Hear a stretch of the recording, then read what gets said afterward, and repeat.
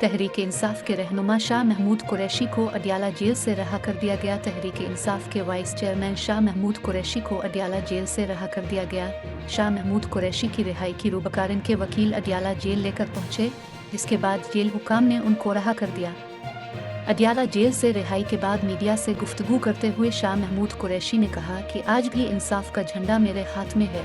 Chairman PTI Imran Khan से कल मुलाकात करूंगा और उनसे रहनुमा हासिल करूंगा। PTI रहनुमा ने अपनी दोबारा गिरफ्तारी के हवाले से कहा कि अदालती हुक्म के बाद मेरी दोबारा गिरफ्तारी का जवाज़ नहीं था। मैं तो कैद तन्हाई में था, किसे अल्फाक सा सकता था।